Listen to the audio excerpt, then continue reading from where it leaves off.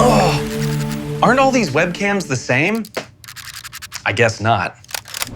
Hey, welcome back to the channel, everybody. I'm Brad, and if you found me, we're on Supercar Street Racing. We're actually out in the Supercar Street Racing sunroom, and it is cold in Florida. It was about 36 degrees last night, which makes it very difficult to do anything outside. But today, we interrupt this program for a special announcement. The pronunciation of the product is actually OBSBOT. It is not OBSBOT. I wanted to make that clear right now before we go any further in the video. Now back to the video.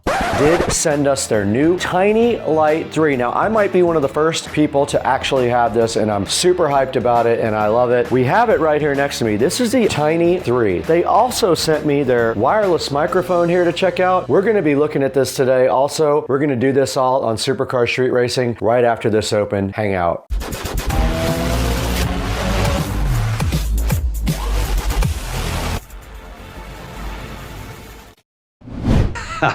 Aren't all these webcams the same? I guess not.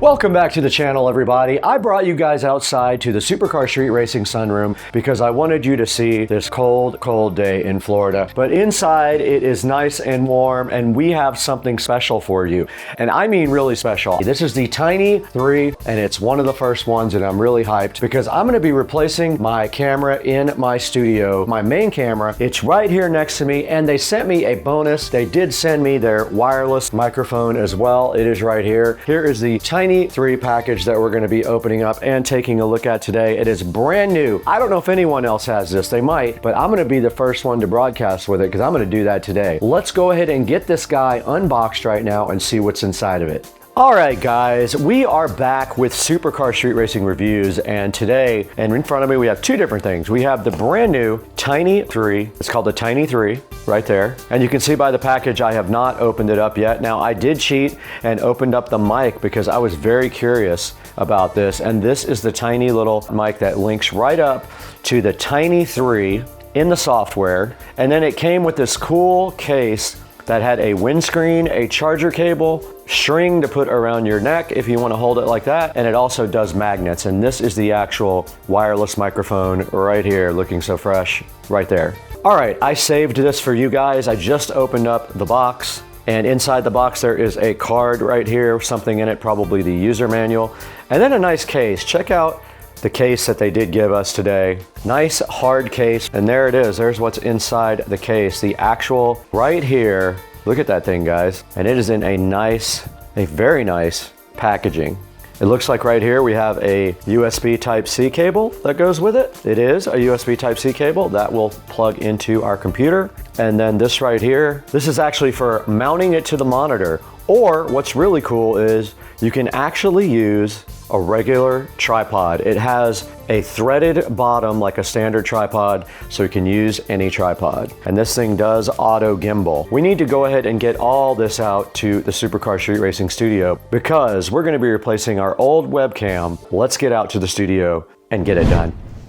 Aren't all these webcams the same? I guess not. We did make it out to the Supercar Street Racing studio, and our mission today is simple. We need to replace this Logitech camera. It is awful. I have had nothing but bad problems with it, and it's a Brio, and I'm telling you, the picture quality is awful. It is very dark. The saturation is oversaturated. Everything I can think of about this camera, I don't like. So today, we're going to be replacing it with our Tiny 3. All we have to do to actually do that is unplug the back of this. It already has a USB Type-C cable on it, so we just have to replace it with the new camera. Before I do that, I'm going to record a sample video, and then I'm going to show you these side by side when we get done. Let's go ahead and record a sample video with this camera. All right, we just recorded our test footage with the Logitech Brio. That means we are free now to go ahead and get rid of this thing. You can see us, we're right there on camera. Let's go ahead and get rid of it right now. And all we have to do that is unplug this right here. It's a nice thick USB cable, by the way. No complaints about that at all. There's the Brio leaving me, not sad. Now to set up the new Tiny 3, we do have to put this bracket on it. And so basically the way this works is you just sit your Tiny 3 directly onto the bracket like that, and then it sits right on your monitor like that. Now it does gimbal, so it's not important to where it faces. Let's go ahead and plug it in now. I don't think I can pick one of these without some help. Where is Supercar Street Racing Channel when you need it?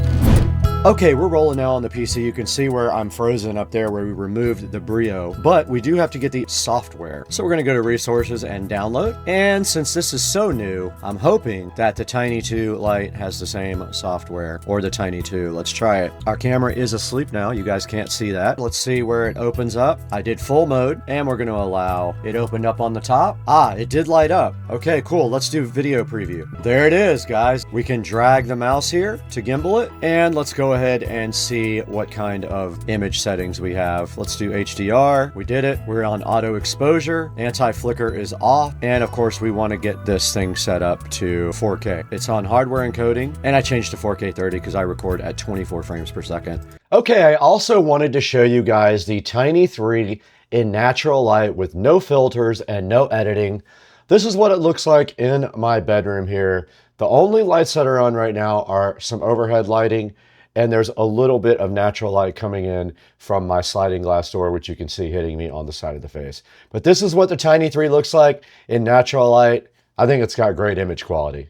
Now, also in the console, I wanted to show you guys the virtual camera. Now, this is used to use this device in streaming, and the beauty is also a way to go ahead and make you look better in the actual software. So you can apply different types of filters here, and the level on each filter. And of course, there are a lot of different types of filters here you can use on this. Now, this is unlit. So now let's take a look at lit.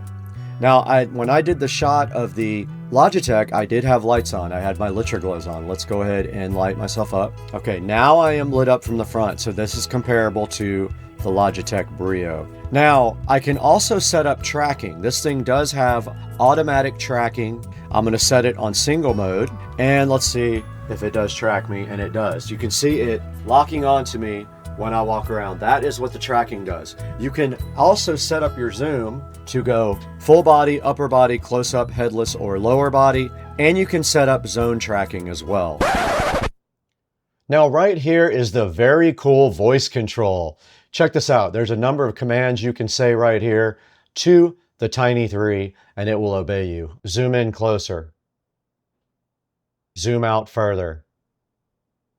So that's how the voice control works on the Tiny 3. Pretty cool. I want to show you guys zone tracking. This is pretty cool. It's right here. You click this switch on here, you click the settings, and what you do is you tell the camera how far you want to go to one direction, like right there, and then you update that side by right-clicking there and clicking update. Then you go to the other side here, and let's say we don't want to show this mess on the bed or any further than right there. All we have to do is click update on that side, and now watch what happens when we get up. Okay, the camera is tracking me right now, and if I walk over here, notice how it did not track me, and it went back to the original setting. So that is how zone tracking works. Now, I also just wanted to show you guys the setting for group mode. Now, unfortunately, I only have one person, but group mode is pretty cool. Now, what this does is when another person enters the frame, the camera will automatically reframe and keep everyone visible. There's no manual adjustments needed, and it's perfect for interviews or co-host setups. That is right here, but like I said, I don't have a second person to kind of demo this for you guys right at this moment. Now, you also are able to put the tracking speed on normal, slow, or fast. On slow, standard, or fast. I got it on fast now. So this is me lit up. Now back to the image mode. Autofocus is on, HDR is on as well. Auto exposure is on, and the auto exposure mode is locked onto my face. There's no compensation on, and you can set your ISO just like a pro camera. Now white balance, that's off. That's on auto white balance there. And then of course you can manually adjust your contrast, saturation, sharpness, and your hue. Now, in order to use this in OBS, we have to use what's called virtual camera. Once virtual camera is on, we can import this into OBS. Okay, virtual camera is on. Let's go ahead and add a source. We have to select virtual camera. It's bigger than the screen. Let's go ahead and reduce that down and put it where we want it. And there we are right there. Now, if you feel like you want to tweak the contrast, sharpness, or whatever, you can do that from the software here. A little bit of contrast. I gave it some more contrast. I like that better. I like a little bit more contrast in it. Let's see saturation. All right, I gave it a touch bit more saturation. The interesting thing will to see how this comes out in the actual end recording. That is the 3 inside of OBS Studio. Now on the third page here where it says more, you can set up your sleep settings. You can set up your gesture control. So there is a way to zoom in and out. You can lock your target by just holding your hand up and just like a hello to the actual device. You can zoom by doing this. See it zoom? You can hold up your hands like this and pull it out like this. That zooms you in, and you can push it back like that. It zooms it back out. That's helpful between shots if you want to adjust your shot. Now down below here is voice control, and you can set up your language to English or Chinese. And there is the voice control. All the commands are just right here in front of you. Now, also below that is something interesting that we're actually going to be checking out. So I've not used this yet. I'm going to go ahead and power this up. I did feel it kind of haptic feedback and come on. It's flashing green right now. You can see right here on the side. Okay, now all we have to do is add TX1. Press and hold the button for 6 seconds while Vox SE is powered off. It worked. We are paired. Now the question is, can we use this mic? It looks like you can also click the mic button to human track yourself, which is awesome.